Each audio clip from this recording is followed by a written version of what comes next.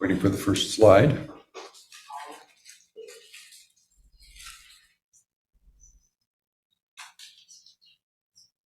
Some of you may remember when Iraq spoke here in August, I think, of 2019. It was just before COVID set in. And a lot of new people since then, so we'll talk about Seeds of South Sudan, give you a little background as well.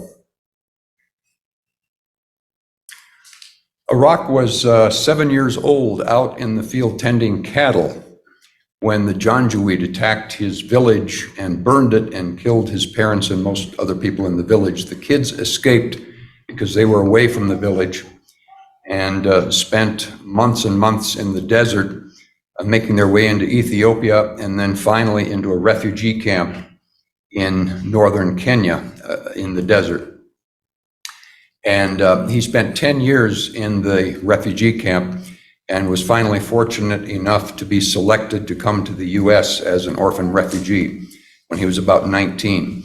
He finished his education here, getting a bachelor's degree in economics at the University of Colorado, and then went back to Kenya to try to help out kids that were in his kind of straits, being marooned in the refugee camp. And that was the beginning of Seeds of South Sudan. And his story is in an illustrated book that's available out on the table there.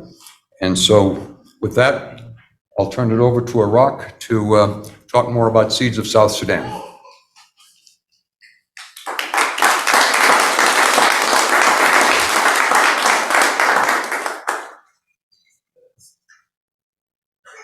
Book of Psalm 107, it says, give thanks to God, or give thanks to the Lord for his good, and his love endure forever. I would like to say thank you so much, First United Church of Arvada, for the support that you have given us, for the sponsorship, for the kid that we have got out of refugee camp. It really has blessed us. See that those kids in school striving to be leaders. So thank you so much. I'm going to go a little bit over my story. I was born in 1982 in a small village called Paleau. My parents, my dad and my mom were farmers. We had a lot of cows, over 70 cows. And we grow fruits, beans, potatoes, and things like that. So life was wonderful.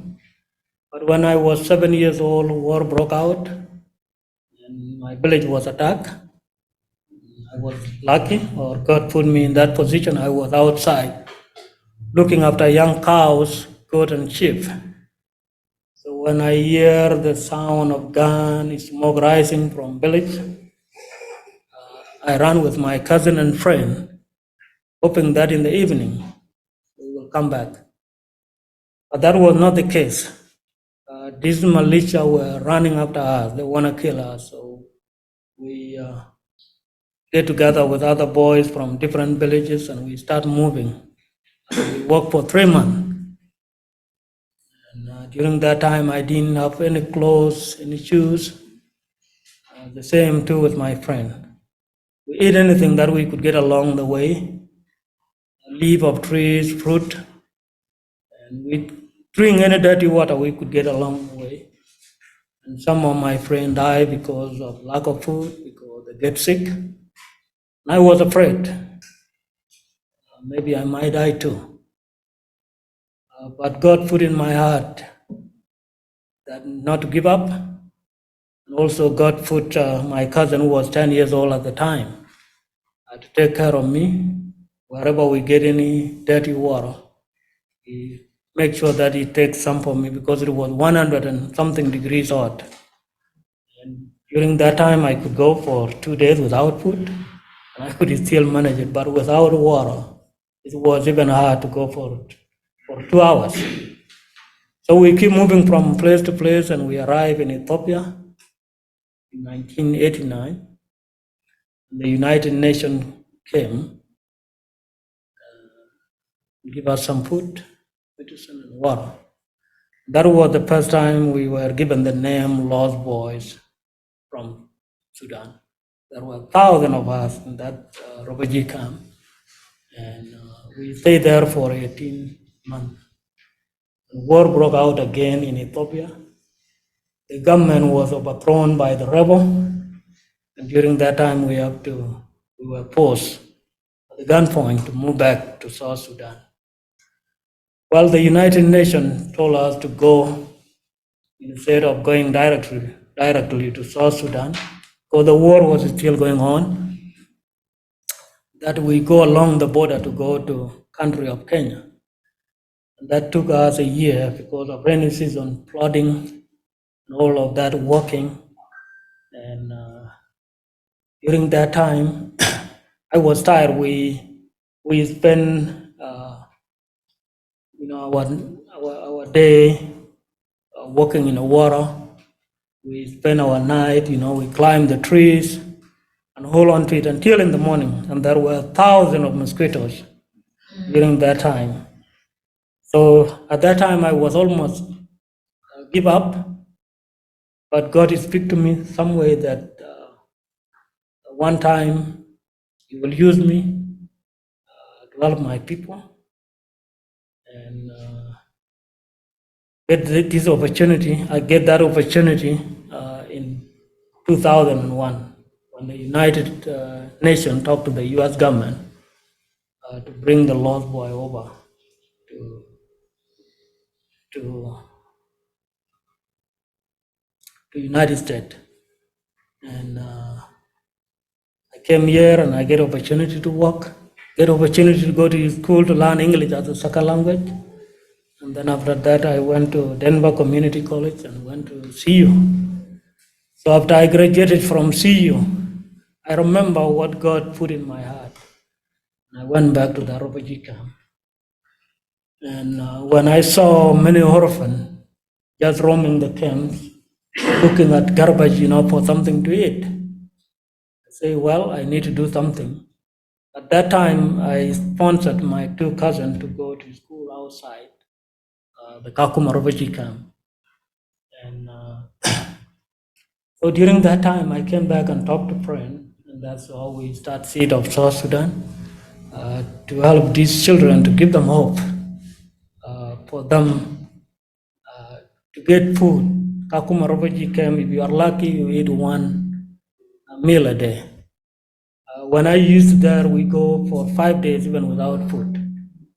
Some of you might add that the United Nations take care of the refugees, but you know what? There are millions of refugees around the world.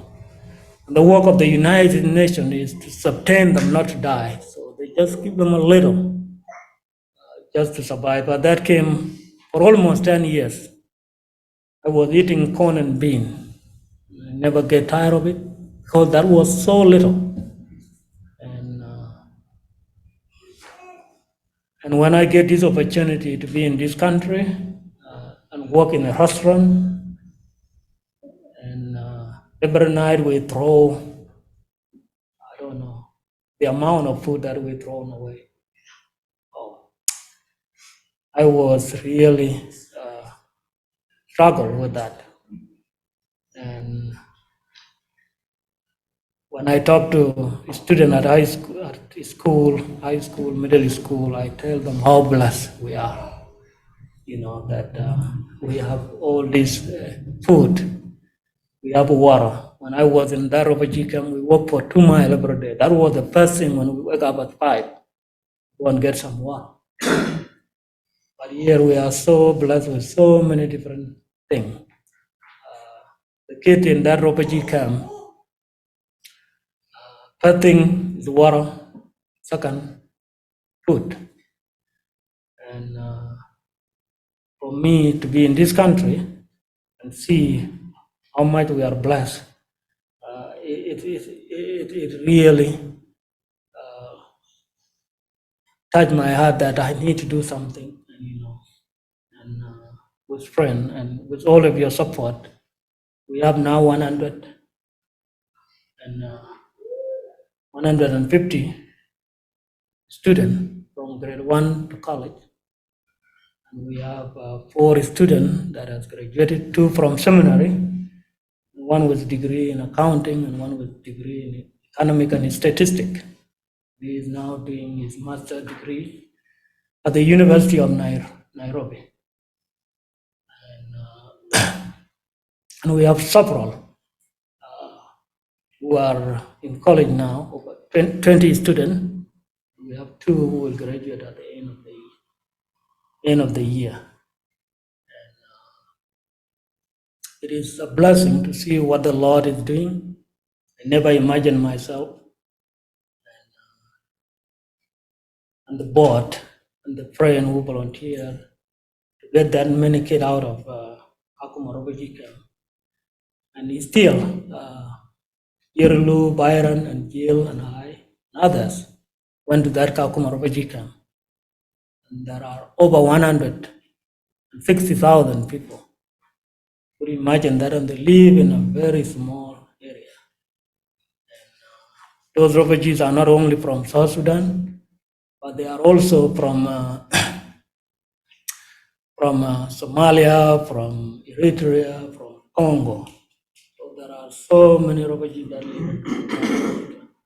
So what Seed of South Sudan do is to get these kids out of refugee camp and put them at the home base. If you could look at that picture, that's where our students live. They go to boarding school, and during school breaks, they come at their home base. And our students are doing amazing. That is the picture of Jill helping students doing healthcare screening at the home base. And also, some of our board members did a leadership for girls training. And, we are so blessed to see these girls who are hoping and struggling and learning to be the leaders. What South Sudan need is future leaders, people who are educated, people who understand that it is good for the society to work together, to love each other, not just the tribal leaders who think of themselves, their tribe. So I think I will stop here, and these are some of our students. I cannot read I have 4 eyesight. But thank you so much for having us. There are few of us here from State of South Sudan who are sitting in the audience. So we are very thankful for your support.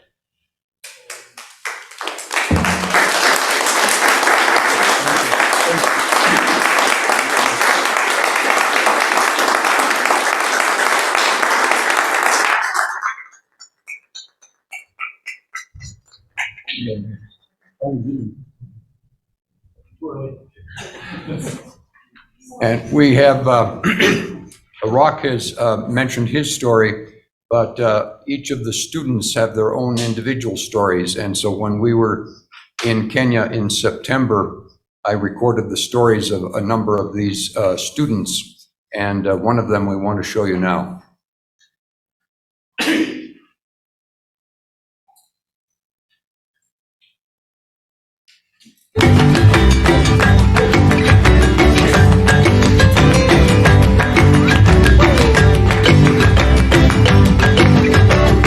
First of all, my name is Yardeng Mayen. Life in South Sudan was fine. I was so young to know everything, what life was about, until when war broke out. That's when I lost my parents, and people had to migrate to a place which is safer. So I was carried by the neighbors and relatives who are more concerned of an orphan who has been left and cannot remain in the war alone, else I lose my life. That's when I grew as a young child in Kakuma. I didn't know much about life, and as I grew up, I came to open my eyes and see how miserable life was. We could eat once per day, and that is only in the evening, if you are lucky to so. The adults will starve, and others died of illness. The illness was like hell. You could see someone dying next beside you, but there's nothing you can do about it. I joined a government school in Kakuma refugee camp, so we did not have to pay fees because they know our situation. So I came to learn more about life. And when I went to school there, I used to pray that, God, one day, I hear of some better places where people succeed, where people study, and young children like me are coming up. So it was my prayer that one day I'll also get a chance. And that is how I started schooling. I didn't know how to write English. I just used to just look at a letter one by one, and I could just write that one letter down. So it was hard work. You don't know how to hold a pencil. Well, I only knew of my native language, which is Dinka. And so our classes were so overcrowded. We could be in a class of 100 plus children. We did not have desks by that time. So this is when I was in Kakuma refugee camp studying there, that is when I heard of a man called Arok Garang. And I overheard people saying, there's this man who is here to help the needy. And I was like, oh, so God hears. So we went and crowded. It was like an open place, and we listened to what Arok was saying. So he was saying that he was looking for young children whom he can help change their life, educate them. And so I just raised up my hand and I was like, this is a good chance. I am ready to learn. So when that happened, Arok took our names and he went back. I didn't know where he's coming from. So we were left again in the camp, continuing with the hardships in the life, but it didn't take long before Arok came back. He came back and he pinned a list of all the children who were supposed to join Seeds of South Sudan. And when I saw my name on the notice board, that's when I started crying. It was pure happiness that I've never felt before. And I was so happy, very indeed, up to today. I'm grateful. So that is when he arranged for us to come to Nakuru. We just knew it is home. So that is where we used to stay. And Seeds of South Sudan continued funding our life for our schooling, staying at home, all our basic needs. And we joined Roots Academy. When I joined school, I was so eager to learn. I was very curious. And I became very sharp to learn English and speak at the same time. So if I would ask for anything, I will use gestures because I do not want to use my mother tongue so that I can at least learn very quickly. So my teacher was called Madam Roslyn. She's a Kenyan, and she was very willing to help. Despite how young as I was in grade 1, I was determined. I used to wake up at 5 so that I could take a shower while others are sleeping. Then I went to class at 5:30. I could study on the wall, reading the charts, trying to learn 2 languages that were totally very new to me. That was Kiswahili and English at the same time. But I had this hope that one day I'm going to be top of my class. That was one of my aims because I didn't like the grade I got first. I was among the last, but I was never last. Yes. So I learned, and at the end of the year, the last examination that we did in grade 1, I became the top. The last exam that year, before we joined grade 2, I became the top. And that is how I became the top throughout. From 1 to 8, to grade 8. And that is what I did in my KCPE. I topped my school. As I'm speaking right now, I am in grade 10, still in high school. And I am proceeding well. And one day in future, I would like to be a neurosurgeon. And also, if I get a chance, I love business. I like to be an entrepreneur too.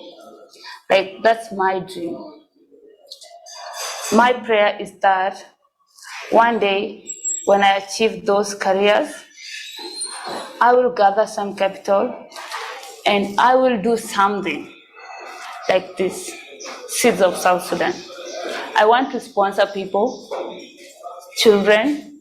I will need them to prosper just like the way Seeds of South Sudan has lifted me from a nobody to a somebody. I need them to know that there's someone behind them.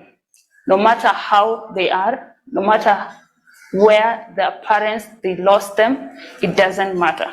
What matters is the world has people. I need to teach them that the world cares for them and the world has a bright future for them. So that's one of my dreams. I need one day at least children to succeed, and at least you know how it feels for somebody to stand up and say, you changed my life. Were it not for you, I could be nowhere, I could be nobody. That is it. So Seeds of South Sudan, we are really grateful. I sit down and start asking myself, were it not for Seeds of South Sudan, where will I be? Who knows? I will be gone because of hunger. I will be gone because of diseases. Who knows? Maybe I will not be literate. I can't find words to describe my gratitude for you, but only the Almighty Deity can repay for you this. We can't afford. The only thing we can do is to return the favor by succeeding in our examinations and becoming successful people and carry up the flag of Seeds of South Sudan. And the nation, all the nations, the world should know that there is this group of people who care, who love, they're non-racist. They don't care where you come from. They don't care who you are. They just need to help you. They need you to be somebody one day. And I am very grateful for every sponsor, every board of management of Seeds of South Sudan member, everyone, all the students. I am grateful. God will bless the work of your hands. And may you have a good, healthy, happy, long life. That's my wish. Just want to say thank you.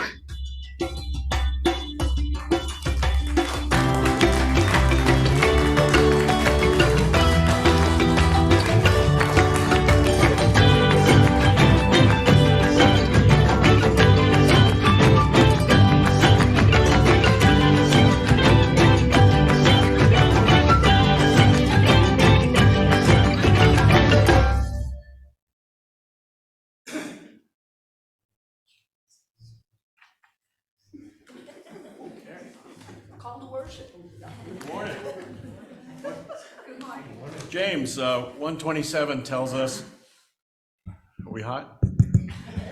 Okay. James 127 tells us, religion that God our Father accepts as pure and faultless is this, to look after orphans and widows in their distress and to keep oneself from being polluted by the world. I'm Tom Pond. I'm the treasurer for Seeds of South Sudan. I'm a member of North Bend Christian Church, which is way up north by Wyoming, for those of you that didn't know. But through a long chain of circumstances, which at the time seemed very insignificant, my wife and I found ourselves in Kenya in September with a group of people from Seeds of South Sudan. And what was amazing about it is, as we were helping these kids, delivering laptops, providing classes, feeding them, I spoke at several missions, prison missions, and other churches in Kenya. It hit me like a ton of bricks how transformational this was, that me, fat white boy from Colorado, was in Kenya answering the prayers of these kids. God had put me there to help them, and I didn't even realize it. There was no burning bush that said, go to Kenya. There was no prophetic dream that said, go to Kenya. But here I was, helping these kids and making the dream of Seeds of South Sudan become real. Our mission in South Sudan is to educate the next generation so that they can become the future leaders of South Sudan. My wife and I sponsor a child there. We met him for the first time in September, and he told us stories how the rebels came into their camp and shot the parents, and the kids broke for the jungle to get away, and they took pot shots at them on the way to the jungle. So they tried to make their way to the refugee camp, and the animals bothered them all the way. I don't know about your childhood, but I grew up in Seattle, which is kind of rough. That doesn't describe my childhood at all. And these kids are amazing, and we are, by the grace of God, we're making a difference in their lives. And I'd just like to ask you to join with me and my wife and help support our mission in South Sudan. We're doing God's work, and it is beautiful to see it. And if you ever get a chance, you will be transformed by seeing the Lord work with these kids and through us in South Sudan. And it's, for me, like I said, transformational, totally humbling. I've never experienced that before in my life. I hope I experience it again sometime, but I've never experienced that. And you can be a part of this too. So I ask you, open your hearts, open your wallets, and help this mission succeed in South Sudan. Thank you so much for listening. Thank you.